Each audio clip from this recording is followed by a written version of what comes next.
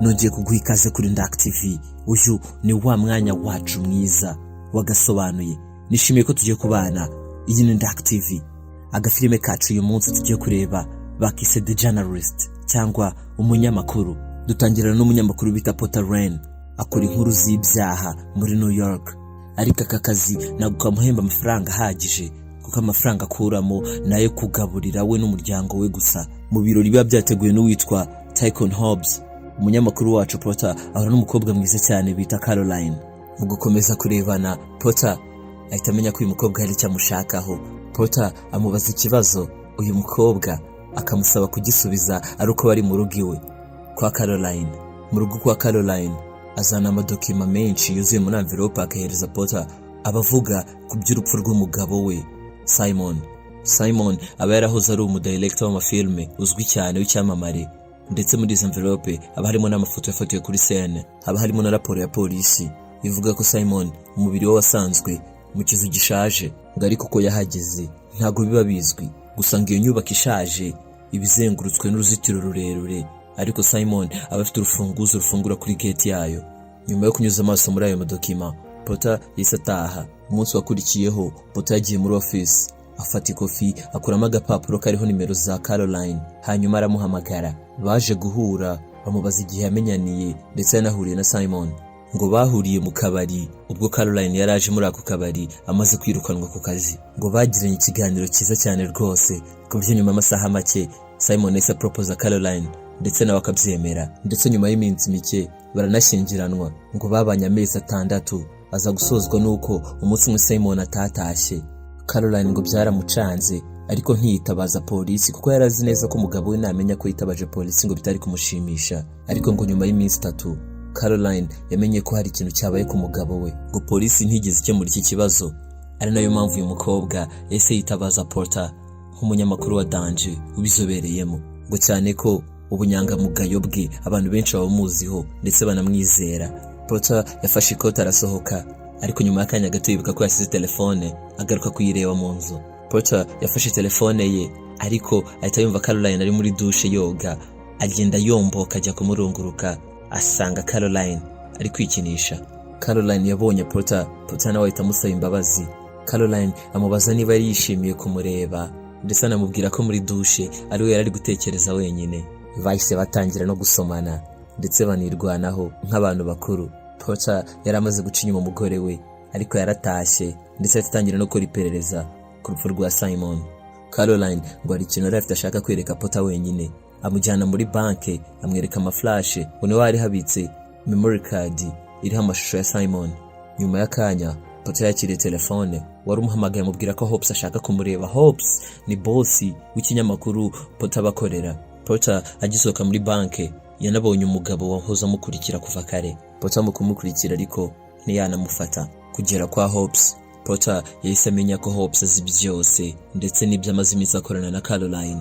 Ndetse ngo Caroline aba yaramwoherereje video iriho ibimenyetso, ariko ngo ntiyagira ikintu amwaka, nta mafaranga yamwatse. Hobbs nk'umugabo ufite izina rikomeye yatangiye kubangamira Potter, amubwira ko abizi neza ko umuryango we nta kintu wifitiye ndetse ngo kubeshejweho n'amafaranga y'umugore we Liza, kandi ngo Hobbs afite ubushobozi bwo kuba yampagarika ku kazi rwose. Potter ageze mu rugo ari kuganira n'umugore we Liza yamubwiye ko uyu munsi ku bitaro ngo hari umurwayi w'imyaka 28 waje amugana, amubwira ko afite uburibwe ndetse ababara, ariko ngo ibizamini yakorewe byagaragaje ko nta kintu arwaye. Potter yagiye kureba Caroline, amubwira ko hari ikintu amufitiye. Caroline namubwira ko hari ikindi amufitiye. Ibyo baba bivuyeho. Caroline yahise atangira kubaza Potter ibijyanye na Liza umugore we. Potter ahita amenya ko Caroline ari we wagiye kureba Liza ku bitaro, ndetse na Caroline arabyemera. Caroline yemera ko yabikoze abitewe n'amatsiko, ariko ngo Liza aba ari umugore w'umuhanga cyane. Ndetse Potter yahise abuza Caroline kongera kujya kureba Liza. Caroline yahise abaza Potter niba ajya amutekerezaho iyo ari gutera akabariro n'umugore we, ndetse Potter arabyemera, amwemerera ko amutekerezaho. Potter yahise abaza Caroline ku by'amashusho ngo amaze iminsi yoherereza boss we Hobbs. Caroline ariko amubwira ko ibyo ngibyo atabizi, atari uri kubikora. Ndetse Caroline yizeraga ko Potter azabona ayo mashusho mu gihe azaba ari guperereza ku rupfu rwa Simon. Caroline yakomeje gutsembera Potter katiro wohereje Hopes ayo mashusho. Bahise batangira gukorana ndetse no gukorera hamwe kuri kondisiyo zitandukanye, ariko Caroline ngagomba kugira uwo aryamana nawe. Muri uwo mugoroba Caroline yabonye Hopes, aba yarigeze kumubona kuri televiziyo ku buryo ahita amureba live akamumenya. Caroline yahise ashaka icyumba Hopes ari kuraramo, hanyuma agezeyo arikodinga ibintu byose yifashishije kamera iri kuri bike ku ikaramu, ni zimwe ziba zitagaragara. Potter yabwiye Caroline ko ibintu byabaye hagati ye nawe ngo byari ibanga. Umunsi wakurikiyeho Potter yerekeje kuri bya bitaro bicumbikira abantu bakuze, ahasanga papa wa Simon, atangira kumubaza ibya memory card, ariko umusaza arisaziye ntiyamusubiza. Potter mu gukomeza gushakisha yabonye agakamera gafata amashusho ndetse akora memory card. Muri ako kanya ariko yahise abona message y'umugore we ya Liza. Yihuta ajya ku bitaro, ageze yasanga umugore we yakomerekejwe na pisto. Hari umugabo uba wamukomerekeje. Potter ariko kugira ngo arinde umuryango we ngo abe yiteguye gukora igishoboka cyose. Potter aza kumenya ko Hopes abifitemo uruhare ndetse akahita amwataka byatari, akamubwira ko agomba kuguma kure y'umuryango we cyangwa akazakora kopi y'amavideo menshi akahereza ku masite yose yo ku isi. Hopes ariko ahita amuhereza amasaha 28 yo kuba yamuzaniye video, cyangwa ngo ibintu bimaze kumubaho bikaba birakana cyane ugereranyije n'ibiri bumubeho natamuzanira iyo video. Potter ageze mu rugo yafashe ka memory card yakuye muri bya bitaro aho papa wa Simon ari mu kuyakina, ariko ayo mashusho nta kintu cya danger yabonyeho kidasanzwe, ariko yabonyeho umukecuru bita Seagull ukunda gusura Frank. Uyu ni papa wa Simon, gakunda kumusura cyane muri ibyo bitaro nyine. Potter yahisemo kujya kureba umukecuru mu gukomeza guhamagara ariko abura umwitaba. Potter yashakishije hafi aho abona agafunguzo gafunguramo, yinjira muri iyo nzu. Mu kugenda rero acakaza amadosiye n'amadokima n'ibipapuro byose. Wa mukecuru yaramwumvishe, aza kureba uwo ari we muri iryo joro. Uwo mukecuru yahise amubwira ko agiye guhamagara polisi, ariko Potter asaba imbabazi, atangira kumusobanurira ibintu byose akantu ku kandi, amusaba n'ubufasha. Amwereka ya madokima, yamweretse ikarita y'akazi, asanga ni umunyamakuru kandi ngo wa mukecuru abakunda gusoma n'inkuru ze. Uyu mukecuru ariko yabwiye Potter ko Simon ndetse n'umuhungu we ngo bahoze ari inshuti cyane. Uwo muhungu ariko ngo yaje gupfa, gusa Simon ngo yakomeje kujya musura, birangira ahindutse nk'umwana w'uyu mukecuru.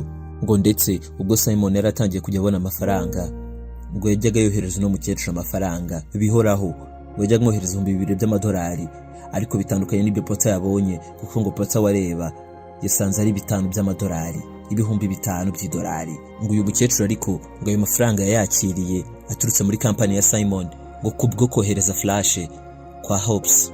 Ndetse uwo mukecuru amubwira ko afite na flash ya nyuma yagombaga kohereza. Potter yarayifashe mu kureba amashusho, asanga harimo Caroline ndetse na Hopes. Caroline aba ari kugerageza kureshya Hopes, ariko Hopes akamubwira ko afite ikibazo cy'ubugabo, ngo yabitakaje akiri umwana. Caroline ariko nawe ngasangiza inkuru ye Hopes, ariko aba ari kumwongorera ku buryo wongeje na volume utapfa kubyumva. Potter yahise amenya neza ko aya ngaya ariyo mashusho Hopes yashakaga ndetse arayamushyira. Wibuke yari yamuhaye amasaha 28.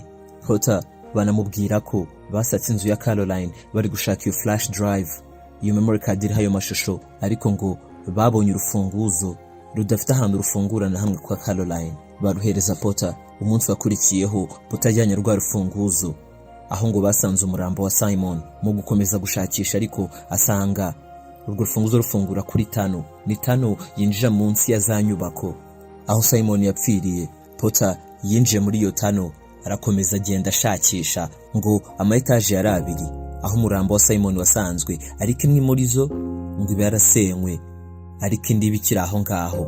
Potter ahura n'umurinzi w'iyo nzu muri basement.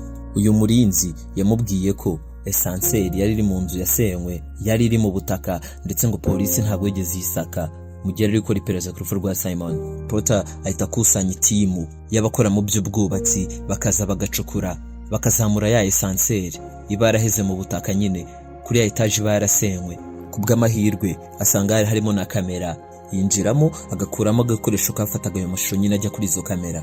Muri ayo mashusho haba harimo aho Simon yereka agafarashi k'akabumbano akakereka Caroline, ngo nako Hopes aba yaramuhaye nyuma yo kumubwira inkuru ye bari mu cyumba cya hoteli.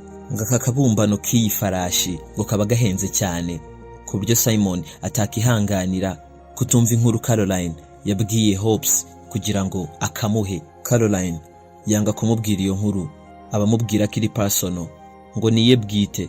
Simon biramurakaza, akamena ka kabumbano ndetse akazirika umunyururu kuri Caroline, akamuzirikira kuri elevator, hanyuma akamira urufunguzo. Simon amanura ya esanseri mo hasi, umukobwa akagenda kururuka kugeza yemeye kumubwira iyo nkuru. Umukobwa arabyemera, Simon aramuzamura gamubwira iyo nkuru, hanyuma Caroline agafata agace ka ya farashi, ka kabumbano k'ifarashi, akahita akajomba mu ijosi rya Simon. Ariko wibuke urufunguzo rw'iminyururu Simon aba yarumize. Caroline afata urwuma hafi aho akamubaga mu gifu nyine kugira ngo akuremo agafunguzo. Nyuma Potter ahamagara Caroline akamubwira ko yabonye amashusho ndetse yayohereje Hopes. Caroline ahita amusaba ko bahura, bagahurira ahantu mu ka restaurant, ndetse Caroline akamwereka impeta ngo yambitswe n'umusheri we mushyashya. Potter nawe amubwira ko ari icyo ashaka kumwereka, akamwereka umutwe wa kagafarashi kakabumbano aba yarahawe na Hopes. Potter ahita akurayo n'agafunguzo akakamwereka, akamubwira ko urupfu rwa Simon rwose rwafashwe kuri kamera. Ngo nyuma yo kwizitura wa munyururu, Caroline yahise agenda awufungisha kuri tano, anatwara urufunguzo kugira ngo atazagira umuntu ubona umurambo wa Simon. Potter anamwereka flash iriho amashusho, akayimuhereza akamubwira ko ari kopi, we asigaranye original, akamusaba ko atazongera kumugaragarira mu buzima, abuvemo burundu.